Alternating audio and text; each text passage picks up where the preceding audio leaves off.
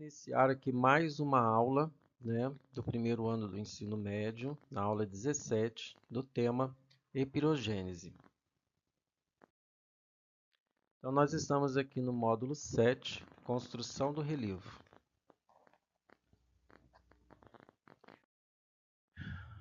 Pessoal, então vamos começar aqui analisando essa imagem, que ela também está ali no livro de vocês, bem no início ali do módulo 7, tá? Você pode estar ali acompanhando quando você for assistir essa aula. É importante que você esteja com o seu livro na mão, né? Porque no livro ele tem muitas imagens, e essas imagens, né, elas carecem de uma explicação, tá ok? Então, quando você começar a assistir essa aula, dá uma pausa, pega aí o módulo, senta junto com ele aí para assistir o seu vídeo, né, e vai ali acompanhando as explicações da imagem. Então, nós vamos analisar as imagens do livro, explicar o que cada uma delas significa, tá? De modo que você consiga ter uma maior compreensão do que a gente está falando e também do que o livro está falando, tá ok? Então, nós vamos seguir aí analisando a imagem de forma para a gente entender melhor como, de fato, na prática, né, esses processos eles funcionam. Então, no topo aí da imagem, nós temos a crosta terrestre, né? Que ela é constituída, na verdade, por conjuntos rochosos, né? Cuja as formas elas também estão em contínua transformação, né? Por ação de agentes internos, endógenos, né? E agentes externos, que são os agentes exógenos, tá ok?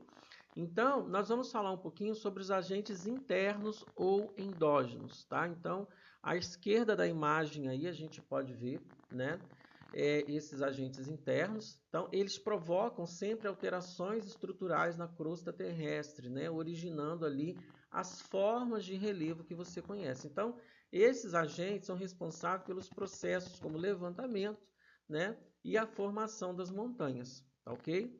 Então, nós temos os agentes externos, né, que são os agentes exógenos, tá? Ele está aqui à direita da nossa imagem, tá? E esses agentes exógenos, eles são responsáveis pela modelagem das formas, né? A modelagem das formas de relevo que estão presentes na superfície terrestre através do processo como erosão e intemperismo, tá ok? Então, nós vamos agora classificar os processos endógenos, tá? Eles provocam alterações na crosta terrestre.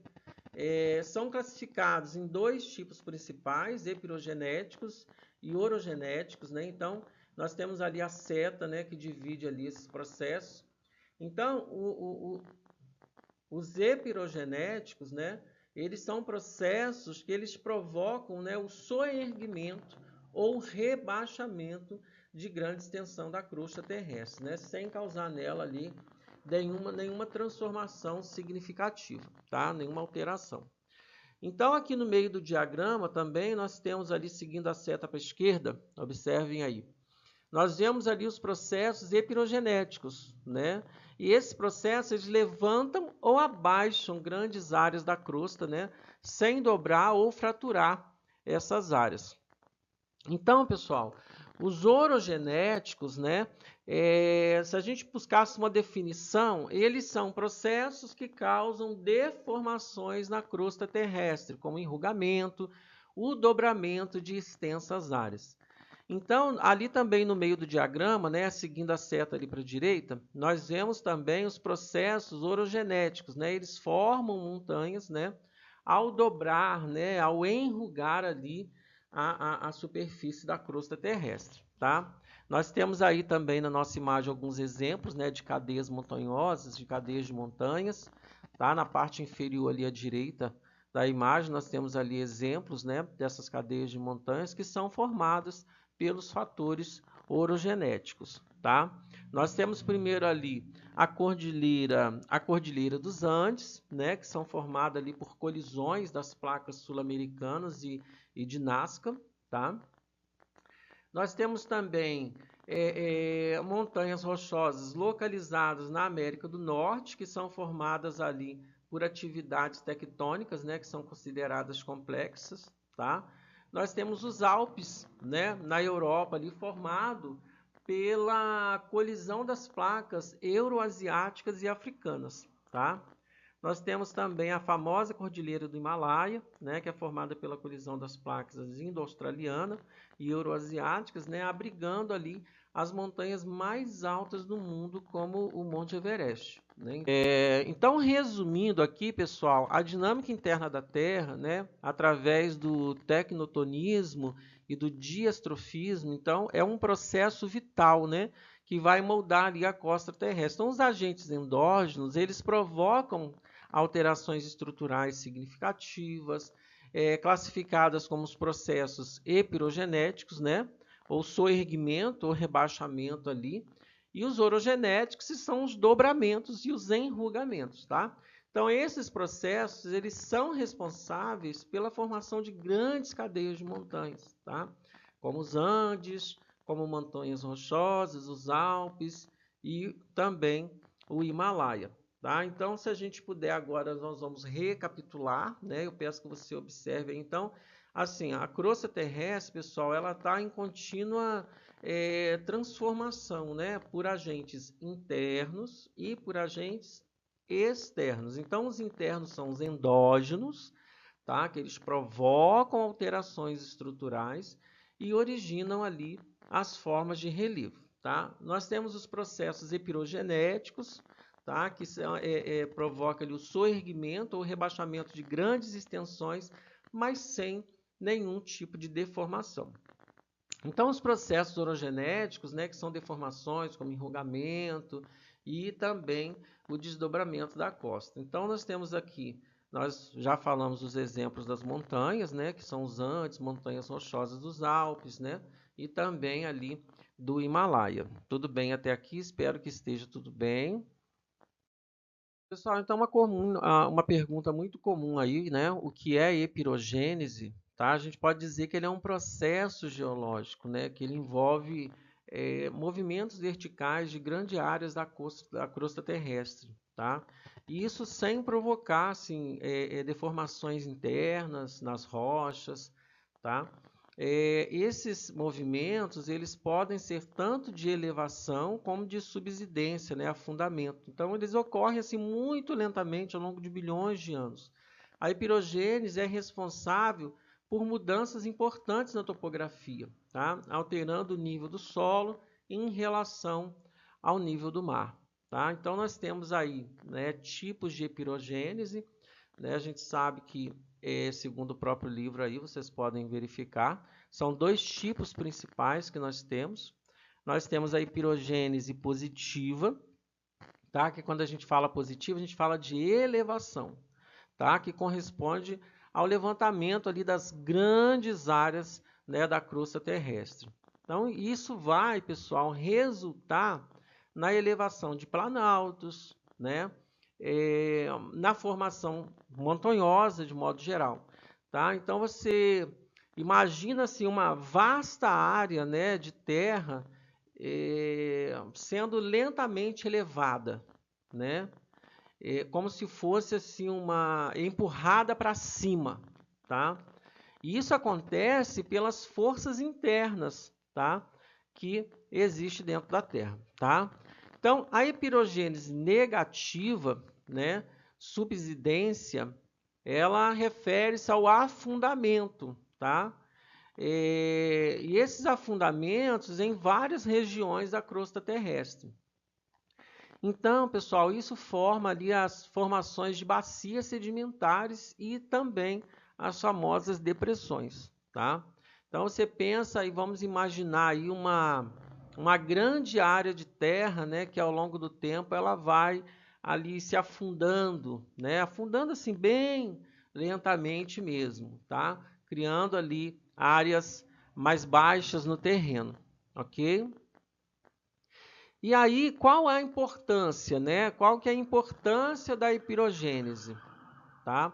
A epirogênese, pessoal, ela é fundamental para que nós consigamos aí entender como a superfície da Terra ela muda ao longo do tempo. Então, ela afeta diretamente a topografia né, influenciando ali a formação de montanhas, planaltos, bacias e outras características também geográficas. Então, além disso, esses movimentos verticais, eles são essenciais para a dinâmica dos continentes e dos oceanos, tá? Influenciando aí o clima e também influenciando o nosso ecossistema, tá ok? Então, assim, nós vamos utilizar a imagem mais à frente que nós temos para entender melhor esses conceitos, para a gente visualizar como que a hipirogênese positiva e negativa elas ocorrem na prática. Então, vamos nos preparar aí para uma aula cheia de informações, uma aula bem interessante, cheia de exemplos aí, né, que vão ajudar vocês a compreender melhor o conteúdo, tá bom?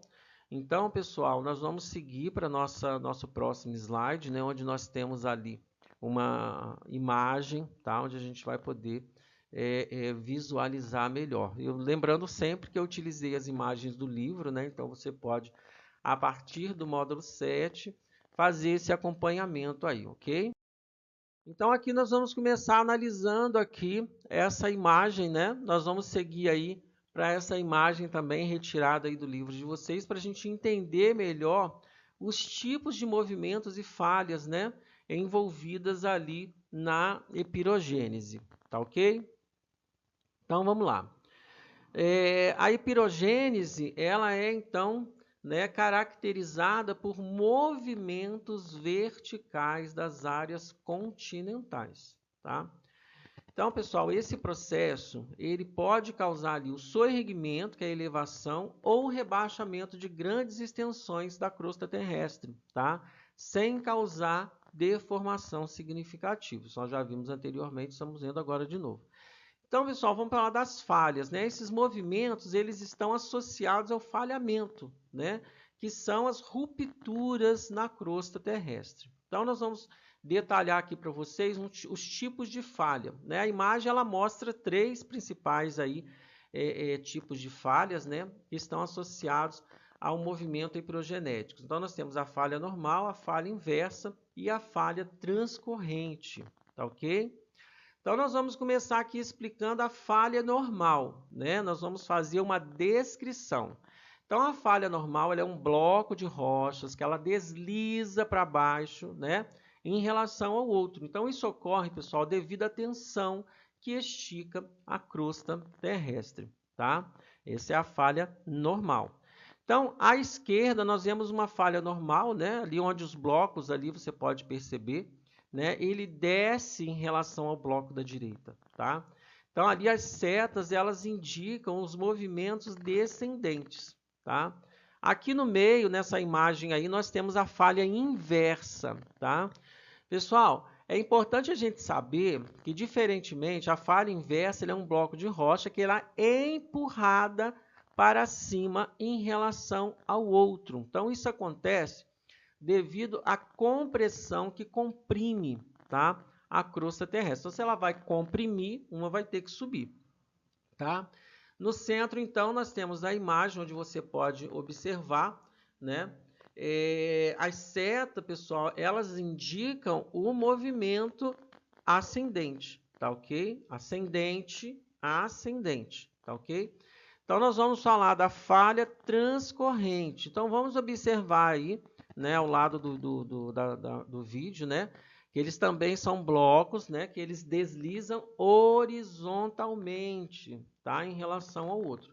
Então, é uma falha causada por forças de cisalhamento, tá, pessoal, que deslizam, né, lateralmente ali, uma a outra. A setinha ali está mostrando para a gente como que funciona. Então, pessoal, nós vemos aqui falha transcorrente, né, onde os blocos deslizam horizontalmente, tá? E essas setinhas aí, elas estão indicando os movimentos que ela faz, tá? Então, pessoal, os movimentos, né, epirogenéticos, né, quando a gente vai falar de soerguimentos, tá? Soerguimentos, eles são elevações de grandes áreas da crosta terrestre, tá? Então, esse movimento, ele pode formar planaltos e outras elevações significativas. Quando nós falamos de rebaixamento, são descidas de grandes áreas da crosta terrestre, é um afundamento. Isso vai criar as bacias sedimentares e também as famosas depressões, tá? Então, pessoal, a epirogênese ela é um processo de movimentos verticais, né? Que ele pode causar o soerguimento e pode causar o rebaixamento de grandes áreas da crosta terrestre, ok? Então, esses movimentos eles também estão associados a diferentes tipos de falha, tá? Como falhas normais, falhas inversas e também as falhas transcorrentes, ok? Então, assim, vamos recapitular, né? Você pode observar a sua imagem e recapitular junto comigo. Movimentos verticais das áreas continentais. Veja que eu não estou falando nada de oceânico, eu estou falando de áreas continentais, tá? Então, as falhas normais descendentes, né, inversas ali ascendentes e transcorrentes é lateral, tá ok? Então, esses movimentos, pessoal, eles são soerguimentos, elevações, rebaixamento, descida, tá ok? Que isso fique muito claro aí, vocês têm também, né, o caderno do aluno, onde você vai poder analisar com mais clareza essas imagens, ok? E aí, pessoal, nós temos uma epirogênese negativa e positiva, então a gente vai começar aí analisando a nossa imagem, tá? Então, pessoal, para a gente entender os estágios, né, da epirogênese negativa e positiva, a gente vai precisar observar aí muito atentamente essa imagem. Veja na imagem 1 que há um aumento de peso sobre a crosta ali na imagem A. Deu para observar? A imagem A ela tem ali um aumento de peso, né, sobre a nossa crosta terrestre, tá? Então, pessoal, na imagem A, né, o que nós vemos ali? Nós vemos uma geleira, né? Ela está onde? Sobre a crosta terrestre.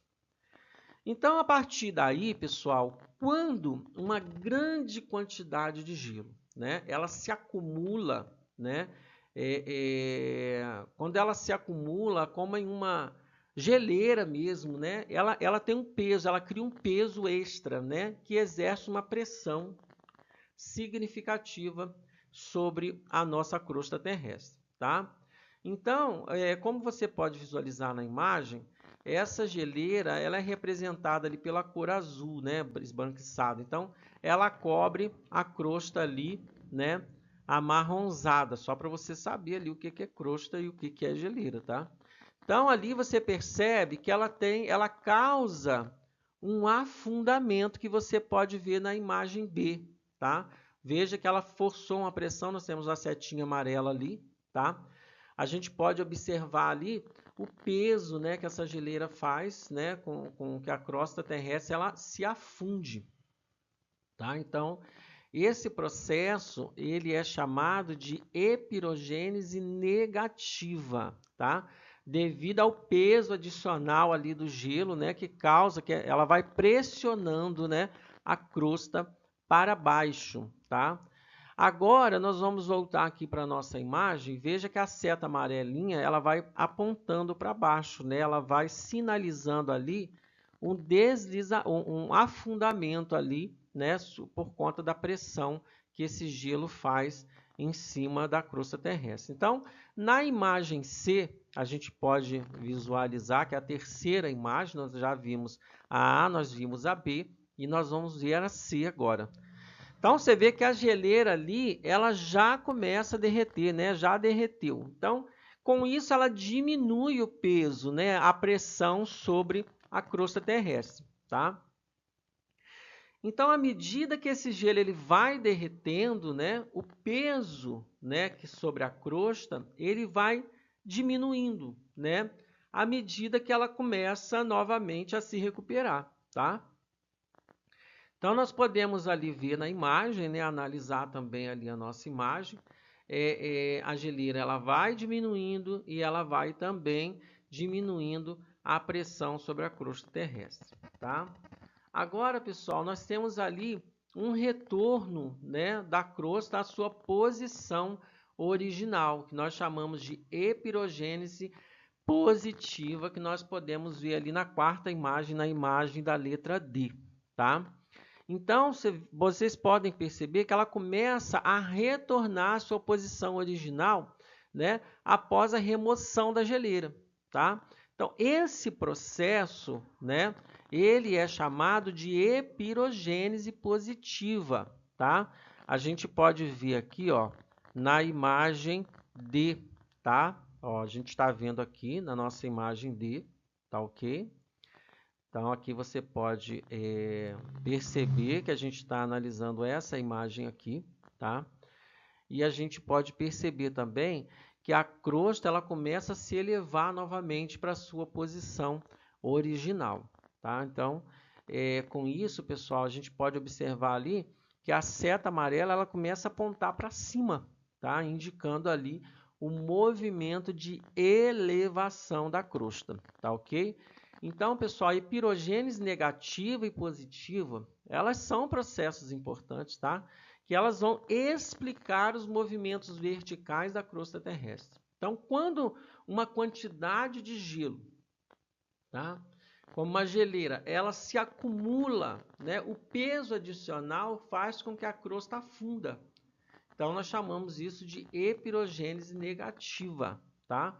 Quando o gelo derrete e o peso é removido, a crosta ela se eleva novamente. Nós chamamos isso de epirogênese positiva, tá ok? Então, se vocês me permitem recapitular, nós vamos falar que a epirogênese negativa, ela é o afundamento dessa crosta, tá? Devido ao aumento de peso causado ali pelas geleiras, tá ok? E a epirogênese positiva, pessoal, é quando esse gelo derrete e ela tem uma remoção do peso ali, tá? E ela toma o seu formato original, tá ok? Ela torna a ter uma elevação ali, ela volta ao seu estado original. Tudo bem até aqui? Vamos passar para o